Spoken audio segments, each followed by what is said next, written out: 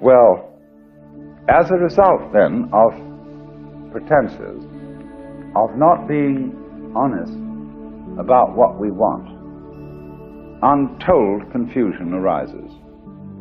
You know the proverb, be very careful of what you desire, you may get it. We live in a culture where almost the whole economy depends upon the creation of artificial desires, upon giving you desires that you might never have had in the ordinary way, and therefore thinking that you want things that simply aren't wantable.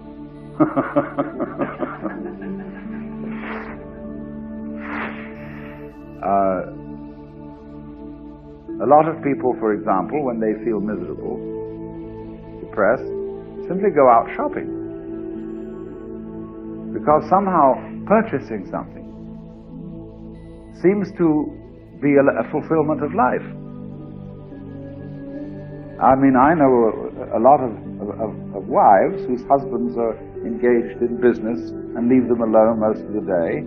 Well, there's nothing to do, except they regularly go shopping. They shop every day, as if it was something you had to do every day, like having breakfast.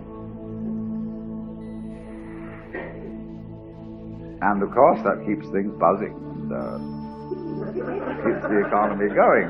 But it means that you misinterpret your own feelings. And so there's always, after a shopping spree, a sense of letdown. Same thing happens every Christmas Day with children. You know, the toys are increasingly phony.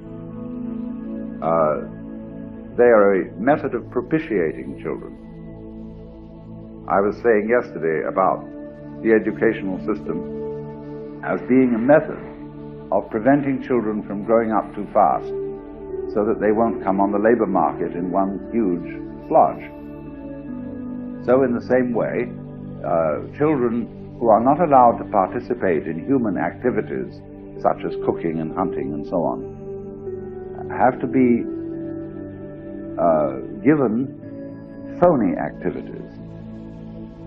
Toy cooking stoves, dolls' houses, guns, anything but the real thing, so that they will be kept amused and kept out of the way.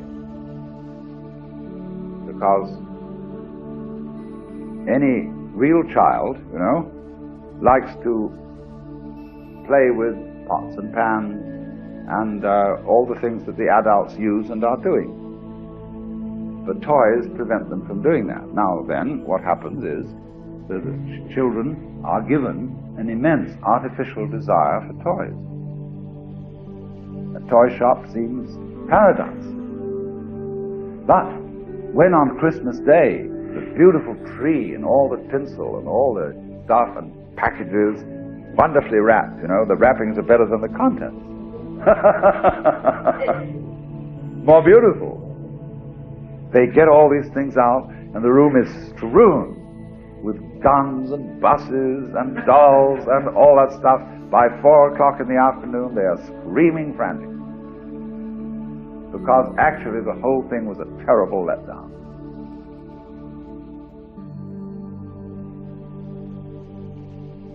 And that happens again and again. But that happens to the adults. The adults are merely repeating for the children what they're doing. They're acquiring all this kind of pretentious junk and thinking that's the answer, and it's a letdown.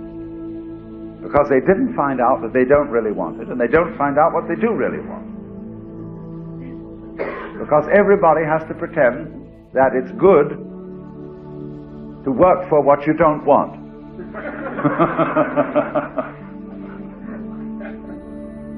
So that's the initial difficulty. That is the mere guardian dog at the gate on this path. You see? But so, just simply an initial step here is to be honest with yourself and to be unashamedly egotistic. See, I like people who, supposing they have a certain accomplishment, don't be blushing violets about it, but say, I can do this. I know how to do it, and I do it well, and I can exact, therefore, a fair price for it. I feel happy with a person like that. Especially if he's someone, say, like a doctor. I sure want to know that he's good at his job. And if he's confident about it like that and says, yes, I know what to do, then I have that essential faith in him, which everybody has to have in their doctor in order to be healed. But we say, the community says to a person who does that, you are immodest. You are too big for your boots. You've got a swell head. Now, a person has a swell head when his opinion of his accomplishments is excessive. But when a person's accomplishments are good, he ought to be proud of them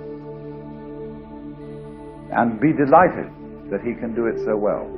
Everybody, if you can dance well, don't you love to do it? Are you a show-off? Yes, you are a show-off, you know, but beautiful. Show off, please. We like to see it.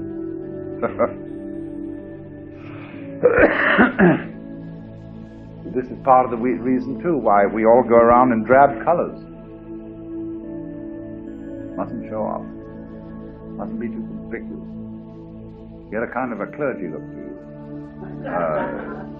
You know, modest.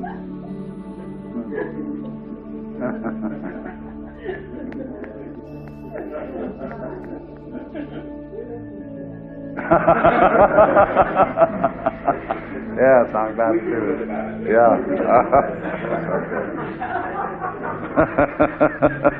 Yeah.